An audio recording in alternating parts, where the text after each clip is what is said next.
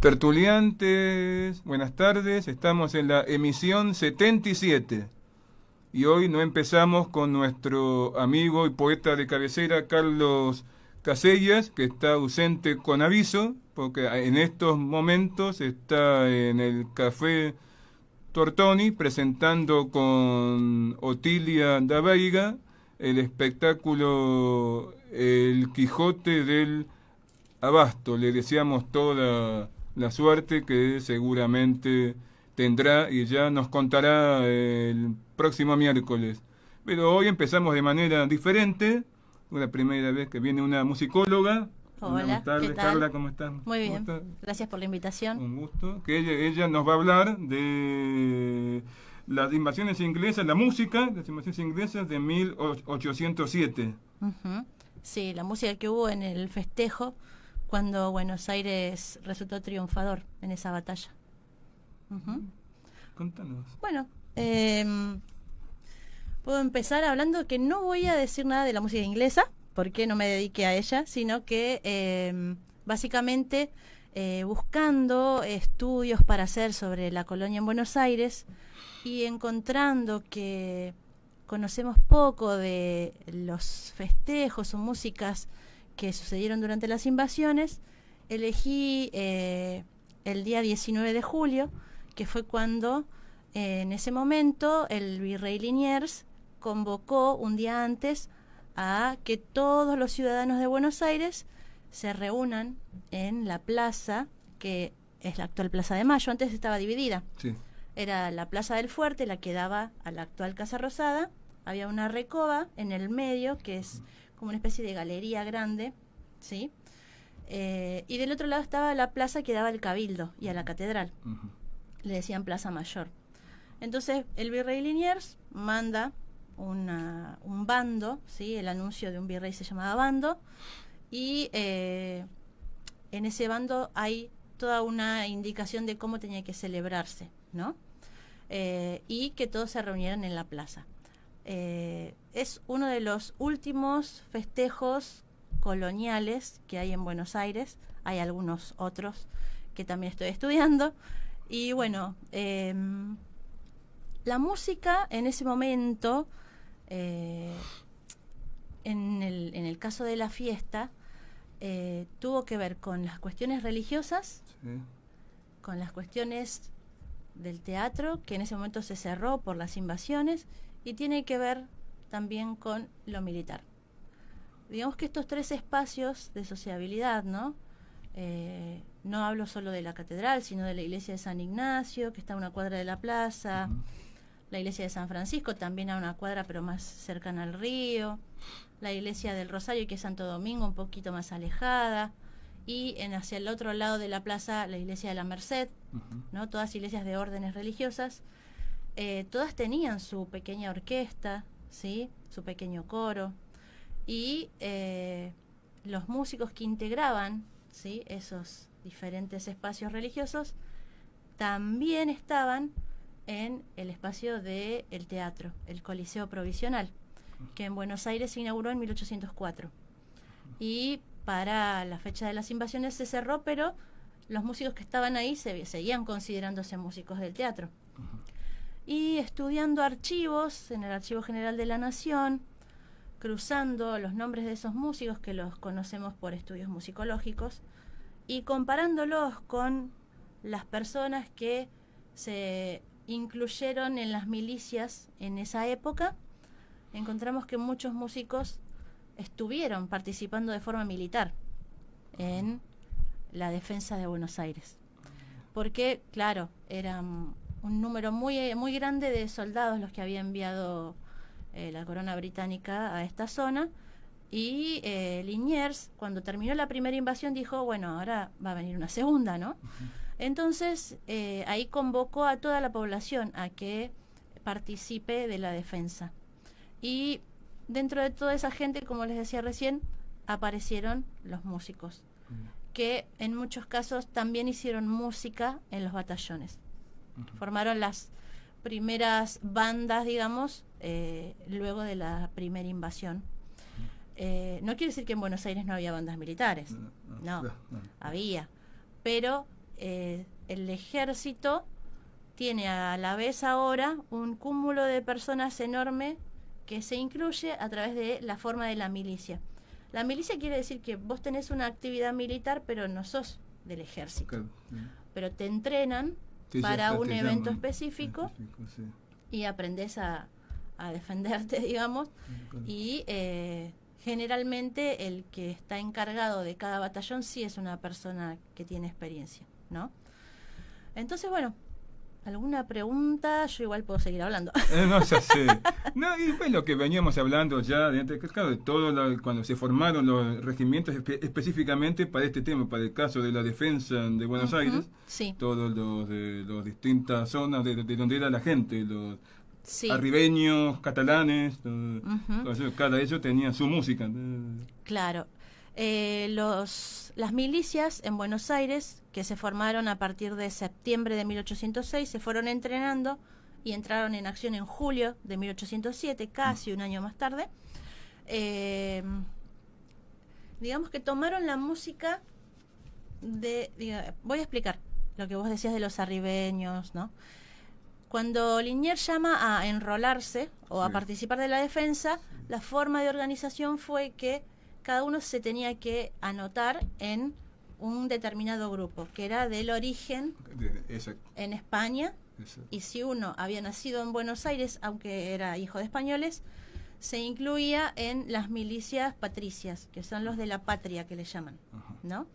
Y después estaban los que eran pardos y morenos, ¿sí? Que podían haber nacido en África o haber nacido en Buenos Aires o en otra zona de América. Se incluían en esos regimientos de pardos y morenos libres. Y después había otros de esclavos. Entonces, tenemos todos los de las zonas de España, ¿sí? Que estaban los montañeses, los vizcaínos, los cántabros, bueno, todos los asturianos. Luego estaban los patricios que habían nacido acá en Buenos Aires. Regimiento 1 Patricios. Claro, que ahí digamos que es el origen del primer regimiento patrio. Y también estaban las milicias de pardos y morenos libres y de esclavos. Estaba todo diferenciado. Y no significa que cada uno no hiciera su música de la procedencia cultural, ¿no? Pero lo que sí podemos decir por los registros de las diferentes fuentes históricas es que el entrenamiento musical era el que daba el ejército español. Entonces, gente que había nacido en este territorio, gente que había nacido en España, gente que había nacido en África y que estaban en ese momento en Buenos Aires y que se incluyeron en las milicias, tocaron música militar española. Entonces, ahí tenemos, digamos, un montón de cuestiones por pensar también. Que cada uno no pudo poner de su arte o cada uno de su propia cultura. Exacto. Y puede ser que sí, obviamente, ¿no? Eso es para poder seguir profundizando y estudiando. A través de los documentos lo que sí podemos decir es que los toques que se hacían en España en esa época eran los que venían de los reglamentos, ¿sí? El reglamento que estaba vigente en Buenos Aires y del que toma ideas Liniers tiene en cuenta ciertos toques de guerra y ciertas marchas. Yo te traje unos ejemplos, si querés. Hay un toque que se llama toque de bando, que ese se hace cuando se anuncia algo, cuando lo anuncia el virrey, ¿no? Entonces, como en los registros históricos dicen que cuando se anunció la fiesta el 18 de julio, hubo toque de bando. Entonces se escuchó esta música. Ahí la escuchamos.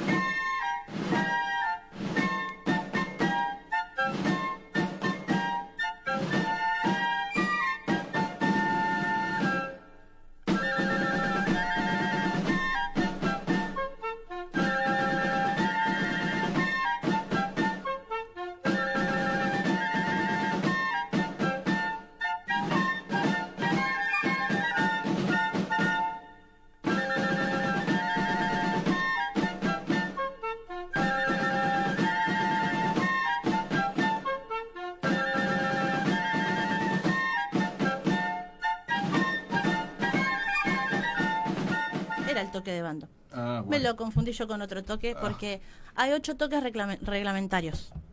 El que está en el documento es el toque de bando, pero tenemos a degüello, la retreta, son ya, digamos, bien establecidos. Así que perfecto, está muy bien. Bueno. En la fiesta, si querés te puedo contar cómo fue. Dale, contá, dale. ¿Sí?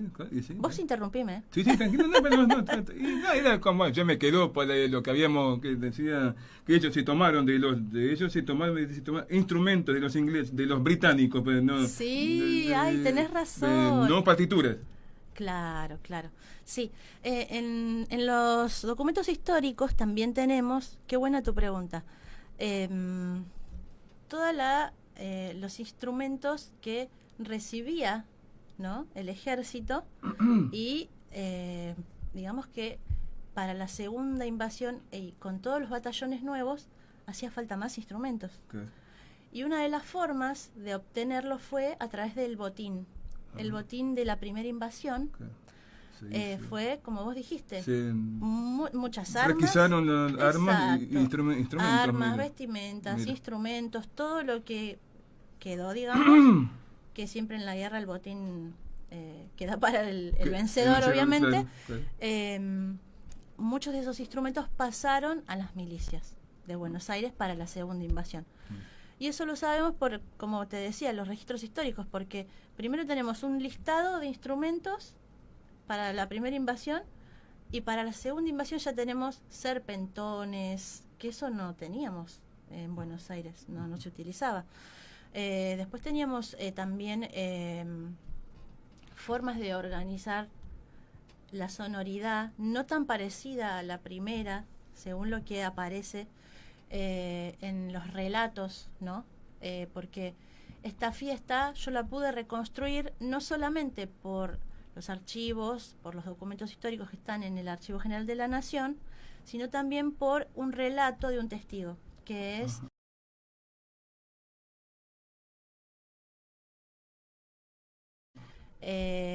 José Manuel Beruti, que es hermano de el tan conocido de French y Beruti, sí. Que él relata cómo es toda la fiesta. Entonces relata también cómo dentro de la catedral se hace el festejo y cómo se ubican las orquestas, qué instrumentos tenían y todo. Así que bueno, muy buena tu pregunta. Qué bien, qué lindo. Sí, además de un aumento del número de instrumentos. Además, ¿no? Claro, por supuesto. ¿No? Después dejamos para otra discusión lo de primera y segunda invasión, porque uno porque según el libro puede leer Reconquista y Defensa de Buenos Aires. Claro, la primera se llama Reconquista porque estuvimos 40 y tantos días con la invasión con el dominio con inglés. Claro, por eso Buenos Aires lo tuvo que reconquistar a la ciudad. Y a la segunda se llama Defensa porque se esperaba una segunda. Exactamente, había que prepararse. Sabía que iban a volver, que iban a llegar, que los barcos se habían quedado. Claro. Y esperaban refuerzos. Exactamente, y vinieron. Sí, en la primera invasión vinieron 4.000, 5.000 aproximadamente. Para la segunda invasión ya en Buenos Aires hubo 8.000 ingleses. Entonces había que prepararse. No era fácil, pero Buenos Aires pudo plantar, digamos, batalla. Buenos Aires, Montevideo, tuvo la ayuda, la ayuda también. Sí. Buenos Aires y Montevideo se concebían más bien unidos, ¿no? Claro. Sí, tal cual, claramente. Hasta ese momento seguían siendo unidos. Sí, exactamente. Bueno, así que en ese momento gran parte de la población de Buenos Aires estaba totalmente enfocada en esa defensa y cuando realmente sucedió la invasión estaban muy preparados y la cuestión de el orgullo de ser de Buenos Aires o de defender Buenos Aires estaba muy alto. Me imagino. Sí. Y bueno, conocemos que también hubo festejos, que cada comunidad o cultura o digamos cada espacio donde uno podía expresarse musicalmente estaba muy activo, porque como te decía, el ánimo tan alto de haber vencido en la primera y estar preparándose para esta segunda invasión fue muy como un encuentro de una identidad para la gente de Buenos Aires. Y también una forma de unión, ¿no? Porque Buenos Aires era muy, en ese momento, en cuanto a lo social, era el crisol de razas que se le dice. Era en chiquito, era un crisol de razas. Claro, Pensemos que cuando inició el virreinato en 1776, Buenos Aires tenía una cantidad y digamos, creció su cantidad a 40.000 habitantes para 1801-1802. Porque, bueno, se creó la capital del virreinato, ¿no? Fue el último virreinato creado, la ciudad capital más joven, pero tuvo un crecimiento exponencial en muy poco tiempo. Entonces, bueno. ¿Y qué puedo contar? Hay 2 marchas que se realizan en esa fiesta. Una de las marchas, que se llama Marcha de Fusileros, se hizo para todo el trayecto en el cual los patricios, desde que salían de su cuartel, donde ahora es el Colegio Nacional, recorrieron el borde de la plaza. Primero fueron al cabildo, buscaron a los cabildantes, que era como el gobierno municipal, ¿no? Pasaron todo por el costado de la plaza, fueron a buscar a Liniers, a donde ahora está la Casa Rosada, y después bordearon a la plaza por toda la otra zona, por la otra calle, la que ahora es Rivadavia, digamos, y llegaron a la catedral. En todo ese trayecto, en el medio había gente en la plaza vitoreando, gritando, felices. Y esa marcha se hacía con, ese paso marcial que hacían los patricios, los cabildantes y Liniers, con toda la Real Audiencia, ¿no? Lo hacían con esta marcha que se llama Marcha de Fusileros. Ahí la ponemos.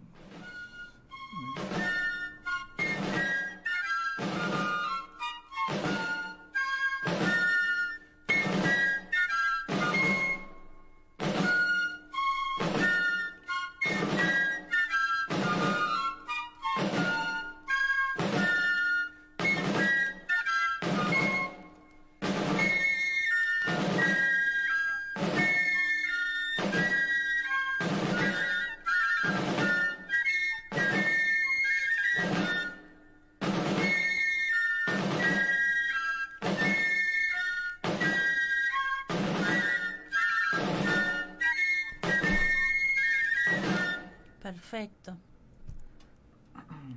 ¿Vieron esos sonidos, no? Sí. ¿Vieron? Qué ironía. ¿Escucharon esos sonidos? Nos ven y los escuchan. Claro. Nos ven y los escuchan. Pero bueno, uno puede imaginarse la tropa tocando, la banda, la caballería y delante todos los dignatarios, ¿no? Claro. O sea, un momento solemne. Sí. Para Buenos Aires era algo increíble. Porque... Y sí, la primera vez que tiene ese momento que se triunfa ante una invasión. Claro, es algo inédito porque las fiestas que sucedían previamente eran las fiestas religiosas o las fiestas de nacimientos de un príncipe, cumpleaños del rey. ¿No? Sí, todo lo que venían de afuera, todo ese festejo. Claro, pero esto era un festejo de un suceso propio. Exacto. ¿No? Y que se reeditaba porque ya había estado la Reconquista. ¿No? Y hubo muchos más muertos, fue muy violenta la invasión. Llegó a, digamos, ¿vieron donde ahora está la 9 de julio? Que se dice que ahí era el límite de Buenos Aires y después las Quintas. Bueno, digamos que la invasión, la segunda, traspasó ese límite. Y hubo violaciones, incendio de casas. O sea, Buenos Aires realmente sufrió en ese momento. Entonces, no fue un festejo que pudo pasar desapercibido.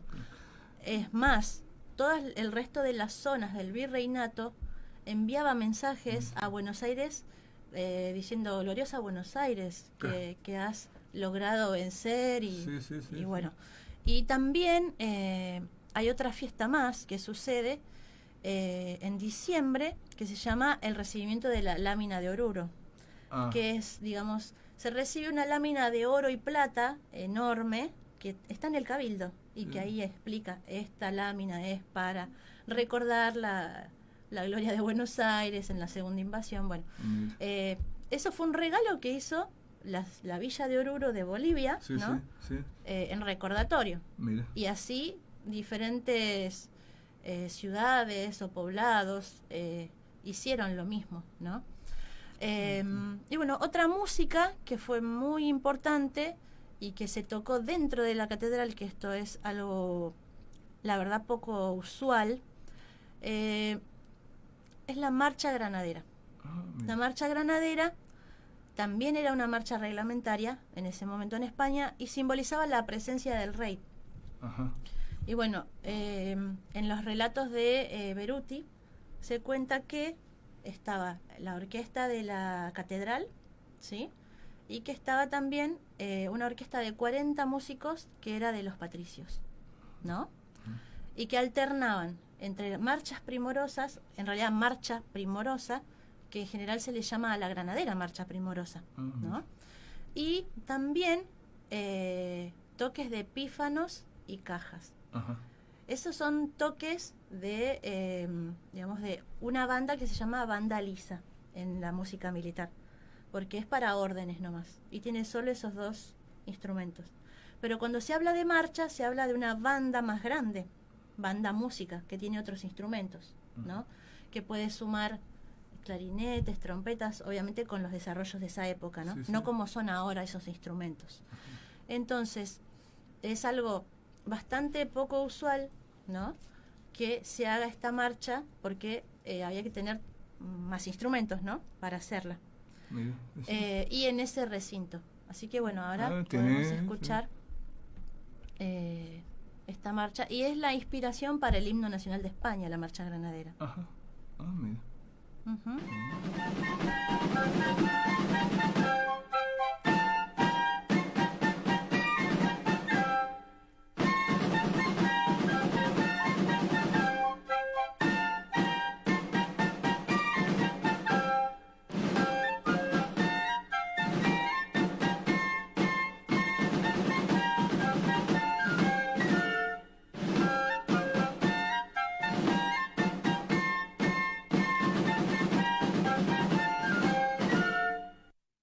Han quedado nombres de maestros de banda de ese momento. Hay un hombre, un militar que parece que por los registros viajó con Liniers, que era maestro de los tambores, del tambor mayor, y que este dato lo obtuve a través del señor Diego Cejas.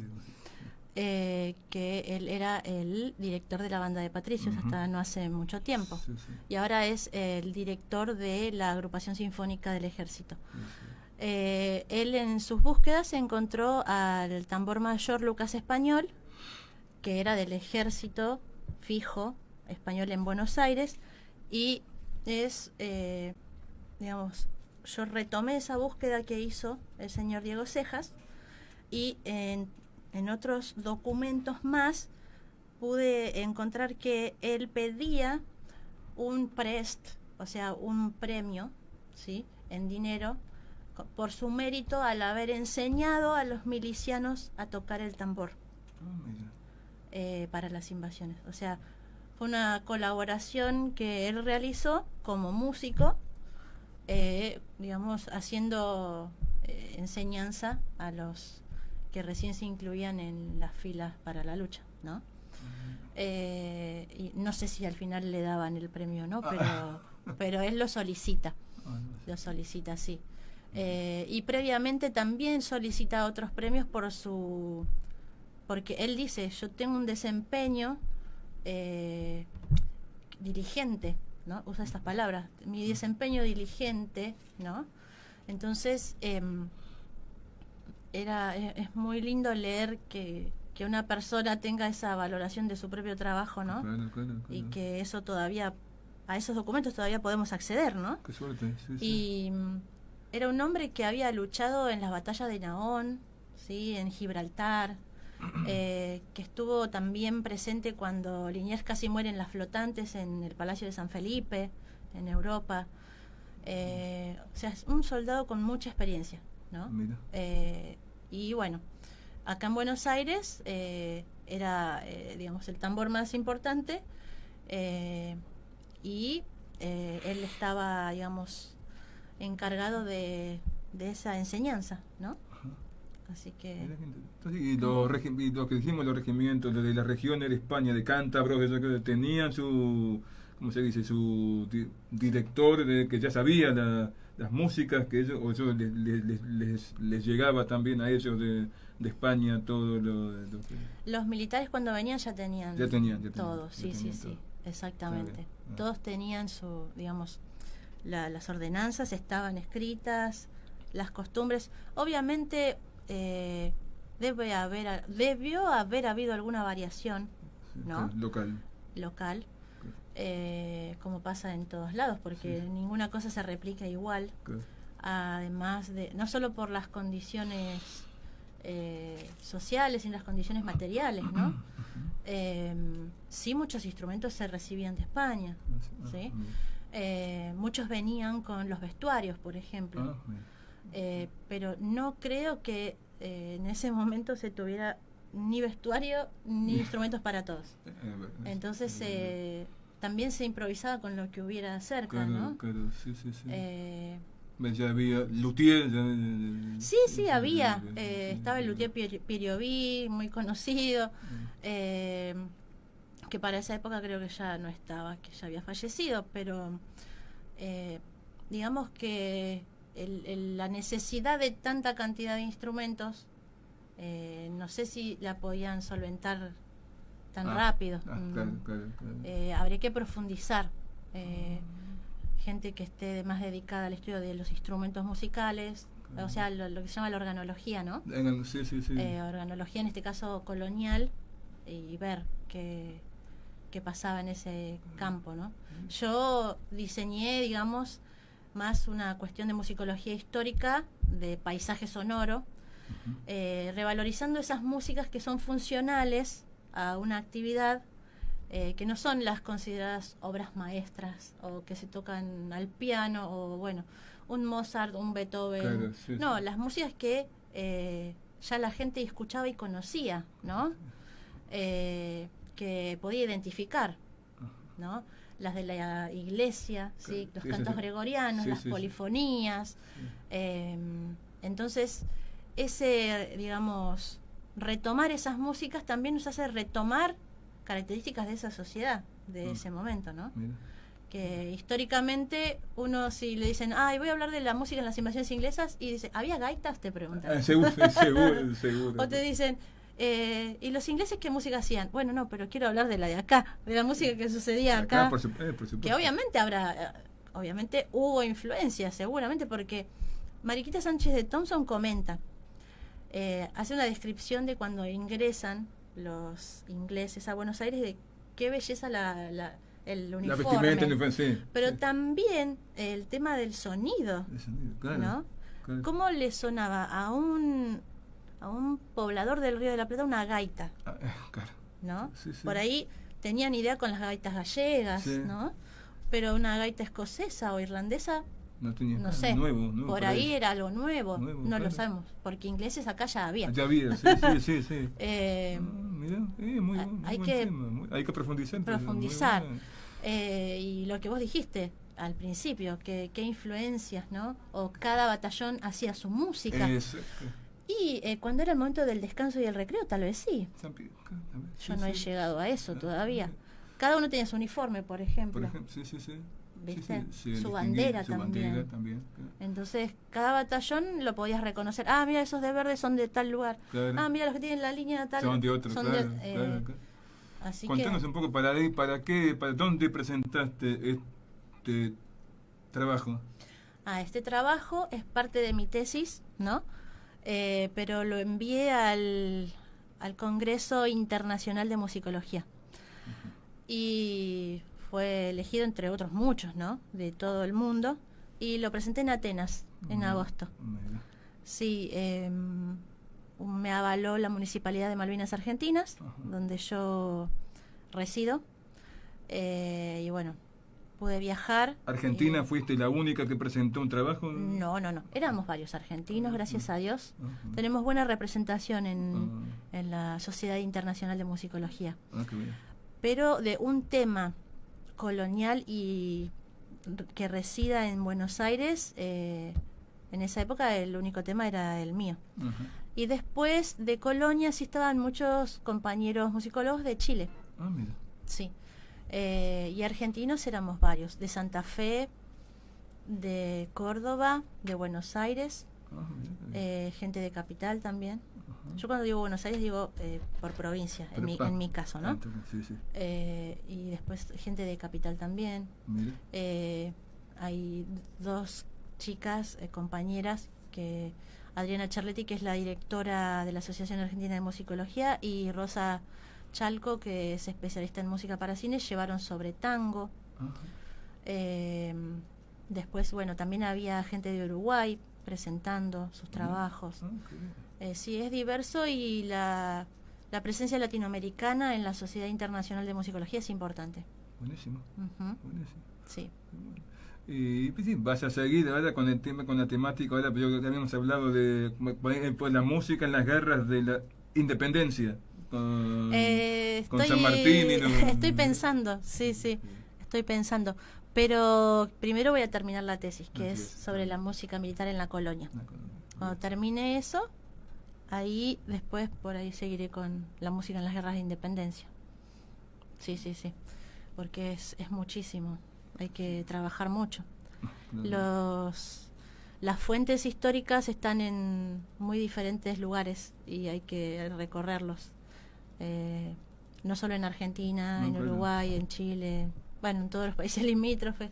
Y dentro de Argentina o dentro de la ciudad de Buenos Aires hay tantos archivos y reservorios que es, bueno, complejo, ¿no?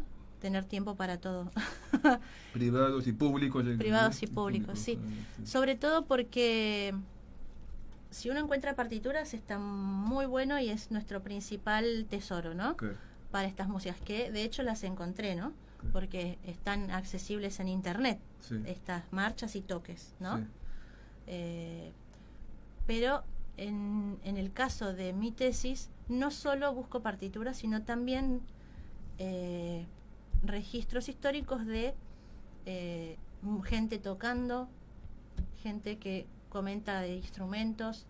Entonces eso implica que puede ser un documento oficial, puede ser un documento del Cabildo, ¿no? Puede ser un documento que viene de los virreyes, puede ser un documento de la Real Audiencia, puede ser del teatro, puede ser de la iglesia. Yo he recorrido esos espacios. Y bueno, eso después dialoga, ¿no? Todo va relacionándose, que en realidad en su origen ya está relacionado, pero ya pasaron más de 200 años, entonces hay que retomar, reconstruir, porque esto no es más que una reconstrucción, ¿no? No tengo una cámara ni estoy con una máquina del tiempo, ¿no? Que sería un sueño. Pero es una reconstrucción del suceso en ese, digamos, en esa fiesta, el día 19 de julio de 1807, ¿no? Y con lo que me dice un bando de un virrey, el relato de una persona, ¿no? Y las actas del Cabildo. Entonces son varias cosas, más todas las lecturas obvias, ¿no? de fondo, ¿no? Y más también lectura de cuando encontraba nombres de músicos, ver en qué otros espacios sociales estaban esos músicos. Entonces son muchos elementos que contribuyen a reconstruir cómo era la música en Buenos Aires en ese momento. Lindo tema, es en qué espacios sociales, o cómo siempre lo relaciona con la alta sociedad, o también estaban con el pueblo, con lo popular. En este caso se reunían por el tema del festejo. En general, las fiestas coloniales unían, pero no es una unión de, somos todos amigos, hermanos, nos queremos todos. No. Era una unión con cierta función de cada una de esas personas, y dependía obviamente de su estamento social, ¿no? No era lo mismo la fiesta para un esclavo que para un cabildante, ¿no? No era lo mismo en qué participaba un músico, ¿sí? Que la mayoría era afrodescendiente y muchos de ellos esclavos. Muchos eran libres también, pero muchos esclavos. no era lo mismo para ellos que para el miembro de la Real Audiencia, ¿no? Pero confluían en la plaza en ese momento, en ese día, y escuchaban los mismos sonidos. En ese se olvidaba de todo, eran todos iguales en ese momento. No eran iguales, ¿eh? No, eso es lo que quiero decir, que no eran iguales. Pero sí todos podían escuchar lo mismo. Sí, a eso me refería, que claro. escuchaban. Sí, son, digamos, confluían en tiempo y espacio, sí. Que eso no era tan común. Claro. Todos iban a tener una vivencia de esa fiesta, pero cada uno tenía un lugar social bien establecido y bien diferente. Claro, cuando terminaba la fiesta, volvía cada uno a su claro. nivel. A eso me refiero. No, digamos que por ahí uno piensa en el carnaval, que tiene otra connotación, que ahí hay otra mirada, ¿no? Sí. De cierta igualdad, porque está la máscara. Ahí igual a todos, la máscara que no claro. Pero no era así en este caso. Y se nota mucho siempre, y la fiesta también se usa para marcar la diferencia social. Claro. Sí, es uno de los usos que se le da. Claro. Y bueno, también había preguntas sobre por qué era en un espacio tan chiquito, porque las fiestas en la colonia solían hacerse con procesiones muy grandes, y tiene que ver con dos cosas.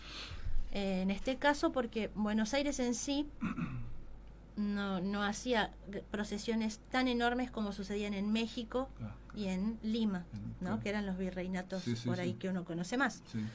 Y el otro caso es porque la ciudad estaba muy dañada, ¿sí? Porque se hacían barricadas para resistir la invasión. Se habían incendiado muchas viviendas, habían, digamos, perdido muchos seres queridos, y muchos, digamos, uno dice, la batalla terminó el 5 de julio, ¿no? Sí. ¿Por qué la fiesta es el 19? Okay. Y claro, hay que pensar que hay gente que enterró familiares, ¿no? Sí. Gente que quedó con inválida, ¿no? Perdió miembros, mucha gente que necesitó atención médica. Entonces la ciudad había que retomarla, ¿no? Sí. Bueno, juntemos a los muertos de los invasores, vemos qué hacemos, se negocia la rendición, se reconstruyen ciertas calles, ¿no? Sí. Pero bueno, la fiesta fue en ese ámbito reducido porque todavía no estaba totalmente todo acomodado, digamos, o arreglado. ¿No? Sí. Entonces, por eso se da en ese espacio que es desde el Colegio Nacional, cuando salen, donde estaban los cuarteles de los patricios, rodea toda la plaza, va a la catedral. En la catedral se oficia una misa especial, y cuando salen de esa misa vuelven a llevar al virrey al fuerte, ¿sí? Y de ahí los cabildantes con la banda, ¿sí?, de patricios, pasa por el medio de la plaza y de la recoba y saluda a la gente, y deja a los cabildantes en el cabildo y vuelve al cuartel la banda. Así que bueno. ¿Qué comentarios recibiste en el congreso de extranjeros de los? Había justo un inglés. Se quedó toda la exposición y me preguntó si todavía el serpentón estaba, digamos, en algún museo, si se había resguardado, y no, le dije que no. Porque en un momento comento los instrumentos que fueron botín, digamos, de guerra, y que se utilizaron para la defensa, ¿no? Para las bandas. Después hubo una pregunta también de una compañera argentina, que ella preguntaba sobre los documentos históricos, de dónde provenía toda la información, que generalmente los investigadores preguntamos esas cosas. Está muy bien. Sí, muy bueno.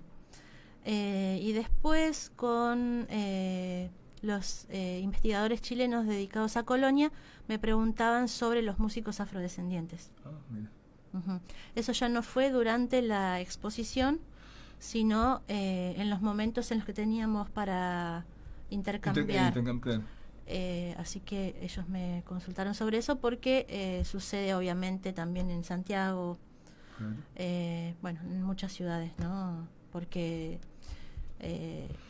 digamos que la población afrodescendiente libre y esclava era mayoritaria en muchas ciudades. Y bueno, muchos dedicados a la música. Claro, pero la música afro uno pues, siempre la relaciona con lo uruguayo, con el candombe, pero pues no es solamente eso. Claro, no, los músicos en este caso interpretaron la música militar, ¿no? Claro. Interpretaban música de iglesia, ¿no? Y la música del teatro. O sea que conocían repertorios de todas estas instituciones. En la ranchería, en el teatro de la ranchería. Ese es anterior. Ese teatro no lo estudié en profundidad. El que yo más estuve, digamos, buscando fue del teatro que era el Coliseo Provisional, el de 1804. Que ellos tenían como director de orquesta a Blas Parera, el autor de la música del himno. Que no tuvo un buen final, pobre, Blas Parera, por lo que leí, creo que se tuvo que exiliar. Él tuvo, en el momento en que Buenos Aires, Argentina, digamos, o Buenos Aires, o las Provincias Unidas, ¿cómo se llamaba? Cuando en 1810 se independizó, por un tiempo no la pasó bien. Luego, cuando se establece digamos, la necesidad de la canción patria y él compone la música, es como que ese fue un salvoconducto para permanecer un tiempo más aquí en Buenos Aires, y luego se va a Murcia, que es de donde él provenía. Tendría que estudiar bien qué sucede allá en Murcia. Pero sí, hubo un sentimiento antihispano muy grande cuando fue la Revolución de Mayo. Y a muchos españoles que no quisieron, digamos... Claro, sí, según creo leí, él no volvió, según lo que... después de... Sí, creo que no, él falleció allá en Murcia. Pero digo que, a diferencia de otros españoles que no aceptaron, digamos, esa revolución, ¿no?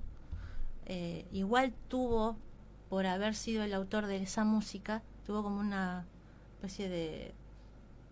no sé cómo llamarlo, si salvoconducto o un poquito de misericordia, digamos, porque a otros no. Por ejemplo, el padre Picassardi, que era el director de los cantores de la Catedral de Buenos Aires, no, a él lo enviaron a Monte, a San Miguel del Monte, porque él no quiso aceptar obviamente la revolución, y entonces él dijo, yo sigo siendo español y todo, bueno, preso a San Miguel del Monte. Sí. Y bueno, después él va a España, lleva a su sobrino, que es Juan Pedro Esnaola, el otro músico, y vuelven en el 22, 23 y fundan su escuela de música. Así que bueno. Esnaola de Pega es el que arregla el himno. Sí. Sí, es compositor de muchas canciones para piano. Bueno, hay mucho escrito sobre Esnaola y tendría que venir un especialista, ¿no?, que hay de ese compositor. Yo todavía estoy en los momentos previos de Buenos Aires, donde todavía el virreinato, digamos, está vigente. Está vigente, exacto. Sí. Sí, todavía éramos íbamos a ser las Provincias Unidas, también todavía queda mucha historia, claro, mucha tela por cortar. Exactamente. ¿Alguna pregunta más? Muchas. Muchas tenemos. Yo sigo pensando que puse los ejemplos de audio todos en el orden así aleatorio. Bueno, pues se escucharon lindo. Se escucharon bien, se escucharon bien. Después corríjanme el orden y listo. No hay problema. Pues entonces, tus próximos pasos es seguir completar para tu tesis. Sí. Exactamente. Y ahora estoy en un equipo de investigación de el Instituto de Investigaciones Musicológicas de la UCA. Ajá. Y ese equipo de investigación, su proyecto es retomar esas músicas coloniales y de inicios de, digamos, de la República, por llamarlo de alguna forma, retomar esas músicas que están olvidadas, ¿no? Como te decía, músicas que eran funcionales, que la gente conocía o que se hacían en los salones, ¿no? Las músicas teatrales, las músicas militares, las músicas religiosas, para completar un poco esa historia cultural de esta ciudad. Bien. Así que, y ahí estoy con investigadores que ya tienen experiencia en el periodo colonial, que son el doctor Julián Mosca, la doctora Susana Antón y también la doctora Cecilia Bar, y lo conformamos con también historiadores, o sea, musicólogos, historiadores y músicos que tienen, digamos, experiencia en música antigua. Cada uno va a tener la música de una orden religiosa. Claro, exacto, exacto. Muy interesante ese tema. ¿Sí? Muy interesante. ¿Vos cuál te atrae más de los jesuitas, los músicos? Porque uno siempre se queda mirando los jesuitas cuando la película Me encantaría profundizar La Misión. En mercedarios. Mercedarios me gustaría, porque hay